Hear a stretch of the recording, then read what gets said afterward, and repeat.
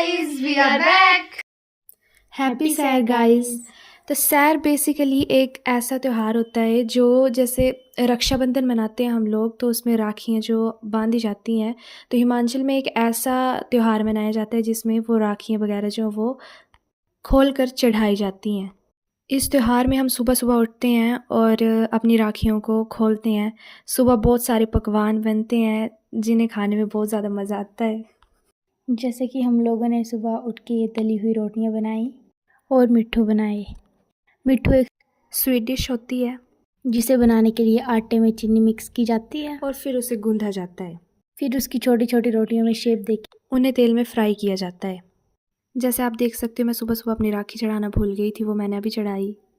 फिर हम अपनी ताई जी के घर जाते हैं जहाँ हमारे दादाजी हमारे पूर्वजों के लिए रोटियाँ चढ़ा रहे थे।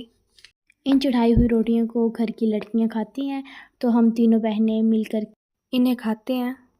हमारे यहाँ इस त्योहार में सभी एक दूसरे को खाने पर बुलाते हैं। जैसे कि आप देख सकते हो, हमारी छोटी बहन भी खाना खाने में व्यस्त है और बड़ी भी। गाइस, आप देख सकते हैं खाना खा के इतने थक चुके होते हैं कि एक बार फिर हमारे घर खाना खाने आ जाते हैं। भरपूर खाना खा के अब हम सैर, जो हमारी सैर होती है, उसे विदा करने वाले हैं। इसमें हम सारे सैर के सामान को इकट्ठा करते हैं और फिर उसे खेतों में जाकर चढ़ा देते हैं। जैसे कि आप देख सकते हैं कि हमने सारा सामान इकट्ठा कर लिया है और अब हम इसे अपनी गाय के पास लेके जाएंगे। क्योंकि जो सैर होती है पहले उसे गाय के साथ टच कराया जाता है, मतलब उसे छुआया जाता है, फिर ही उसके बाद उसे चढ़ाया जाता है। तो हम पहले गाय को टिक्का लगाते हैं, फिर उसके साथ अपनी सैर टच कराते हैं, फिर उसे जा कर के चढ़ा देते हैं। सैर के सारे सामान को हम चढ़ा देते हैं।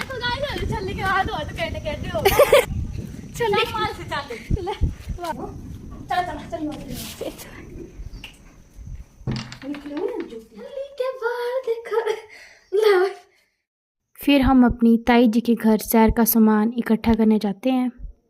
फिर आप देख ही सकते हो, वैसे तो लड़कियों को ये सामान उठाना होता है, लेकिन हमारा भाई को कुछ ज़्यादा पता है, वो सब कुछ अपने आप ही कर लेता है। सारा सामान इकट्ठा करके दिए को हम फ्रिज में रख देते हैं और इस सामान को ले चलते। देखो इसको, ठीक है गाइस, बहुत ज्यादा। देखो गाइस हवा के कारण क्या हुआ है।